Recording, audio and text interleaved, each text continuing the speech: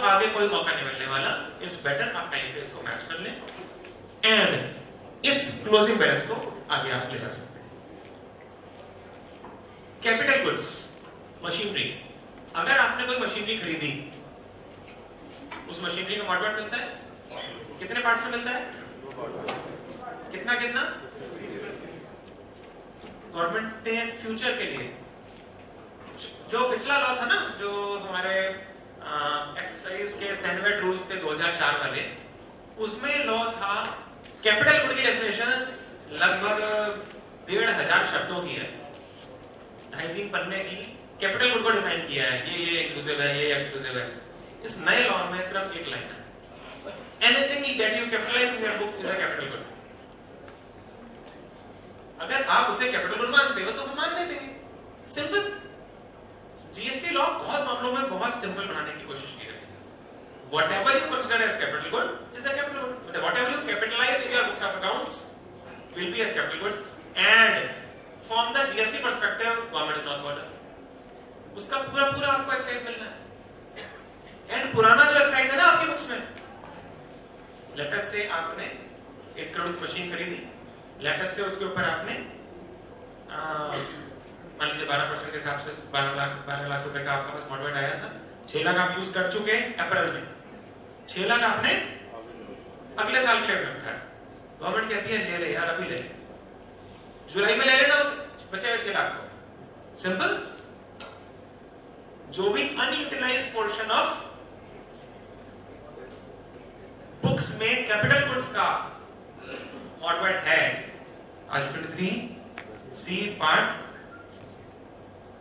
2 में जो है, गवर्नमेंट कहती है सारे को भी ले लो, सिर्फ अगेन मुझे इंटीमेट कर देना।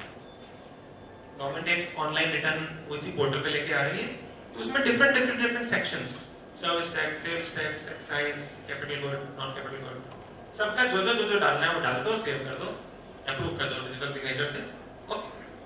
तो आपको एक और फायदा हो गया, फ्यूचर के लिए परमानेंट फायदा कि उस माल को कैपिटल गुड बोलो या रॉ मटेरियल मानो, आपको तो उसका 100% मॉडवेट मिलना ही मिलना है।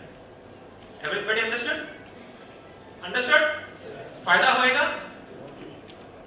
झगड़ा खत्म ना, मॉडवेट क्यों ले लिया, स्प्लिट करना था, 10,000 से ज्यादा है, 10,000 से कम है, इतने लफड़े। गवर्नमेंट ने कहा जो तुमने खरीद लिया सारा मॉडवेट ले लो।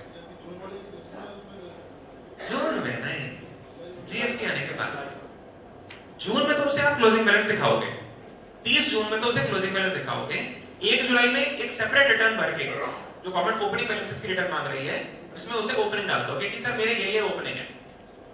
गवर्नमेंट सेपरेट इसलिए मांग रही है क्योंकि हो सकता है आपकी रिटर्न रिवाइज करने की जरूरत पड़ जाए, उसकी असेसमेंट आपने किसी और डिपार्टमेंट को फाइल करनी है, लोकल गवर्नमेंट को फाइल करनी है। अब वेस्ट बंगाल गवर्नमेंट के लोकल सेल्स टैक्स डिपार्टमेंट या कमर्शियल टैक्स डिपार्टमेंट की साइट जीएसटी से इंटीग्रेटेड तो नहीं है ना, सर्वर अलग है, सब अलग है। तो गवर्नमेंट ने कहा वहां की असेसमेंट वहां करो, जो क्लोजिंग है प्लीज मेरे को ओपनिंग चढ़वा दो, ठीक है, और उसको ले लो, तो आपको जुलाई में वो मॉडवेट मिल जाएगा, यूज कर सकते हो। समझ गए फायदे की चीज है। कई चीजें मैं आपको जो बता रहा हूं वो आपके लिए न्यूज होगी, अच्छी लगे तो जरूर नोट कर लेना, आपको फायदा होगा, आपके फ्रेंड्स को बता पाएंगे।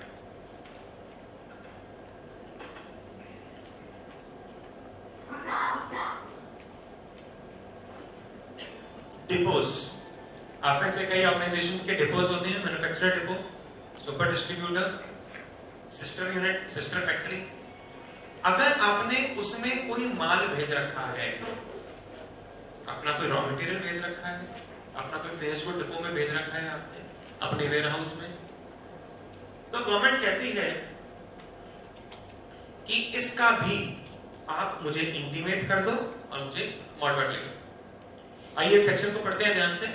The registered person who was not liable to be registered under the law, पहली कैटेगरी, कि वो लायबल टू टैक्स नहीं था, जैसे एग्रीकल्चर इक्विपमेंट बनाता था या कोई ऐसा फूड मटेरियल बनाता था जिस पे एक्साइज नहीं थी, एक्सेप्टेड, या who was engaged in manufacture of exempted goods या exempted services, या who was providing contract, work contract, और इस नोटिफिकेशन में था या फिर खास देखो फर्स्ट स्टेज डीलर था या सेकंड स्टेज डीलर था, जो कि आपके मैन्युफैक्चर डिपोज कैटेगरी आने वाली है वहां पे, या इंपोर्टर था या डिपो ऑफ मैन्युफैक्चर था, देन वो अपने electronic credit ledger is the PNA account, उस अकाउंट में जो भी एलिजिबल ड्यूटीज हैं of the inputs held in stock. आप में से किस किस के डिपो हैं, चलो उस हिसाब से बात करते हैं। कौन इन सब में से कहीं पे कवर हो रहा है? एग्जम्प्टेड में कोई कवर हो रहा है? एग्जम्प्टेड में कुछ लोग होंगे जो दवाइयां बनाते हैं, एग्जम्प्टेड दवाइयां, ठीक है।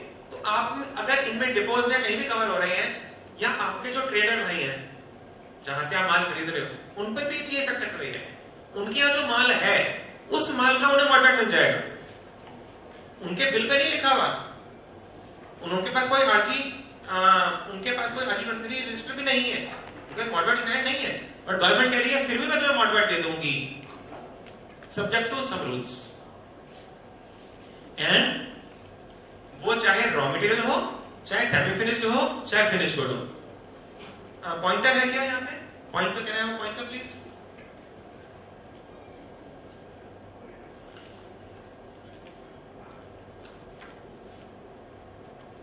एंटाइटल्ड टू टेक, इसके लिए गवर्नमेंट ने सिर्फ ये 4 कंडीशंस, 5 कंडीशंस दी थी। इन 5 कंडीशंस को ओके करोगे तो आपको इसका मॉडरेट मिल जाएगा अपने सभी डिपोज का। जिन जिनके डिपोज है प्लीज ध्यान से देखें। हमारे बहुत सारे क्लाइंट्स फिक्सेस में 1 depot, 2 depot, 5 depot, 15 depot, 30 depot हैं उनके, इंडिया के डिफरेंट राज्यों में उन्होंने डिपो खोल रखे हैं। सो उन लोगों को क्या करना होगा? कंडीशंस क्या है कि these goods should be used for taxable supplies in future। Obviously taxable supply ही करनी है, आपने डिपो से आगे माल बेचना है। You should be eligible for input tax, अभी आपका डिपो होना ही है, इसमें कोई डाउट नहीं है। You should be in possession of an invoice, एक फैक्ट्री से माल वहां भेजा तो इनवॉइस पे भेजा था, ठीक है भाई, बिना इनवॉइस पे नहीं भेजा होगा। बिना इनवॉइस किया तो भैया मैं अभी बात नहीं करूंगा। फिर these invoices were issued not more than 12 months ago। अगर आपका माल बहुत पुराना है, बाबा आदम के जमाने का, तो गवर्नमेंट कह रही है उसका तो मैं नहीं दे पाऊंगी। अगर आपके ऑलरेडी अल्टरनेटली ए पार्ट 2 में वो आ चुका, सी पार्ट 2 में आ चुका, फिर तो कोई प्रॉब्लम नहीं है, आप एक नॉर्मल एक्साइजेबल यूनिट हो। हाउएवर अगर वो माल इसके अलावा है, यानी कि वो वाली पार्टी है, डिपो है, डिपो को तो मॉडरेट मिलता ही नहीं, उसका कोई रजिस्टर ही नहीं है, तो गवर्नमेंट कह रही है ठीक है ज्यादा पुराने मिल जाते हैं, हमने 12 महीने दे दिया। आमतौर पे 12 महीने स्टॉक पुराना होना नहीं चाहिए, वो तो बिकेगा ही नहीं, 12 महीने से वहां पड़ा हुआ है। अब इसका क्या करें? इसका सोल्यूशन यही है, 2 दिन बचे हैं, बेच सकते हो तो बेच दो,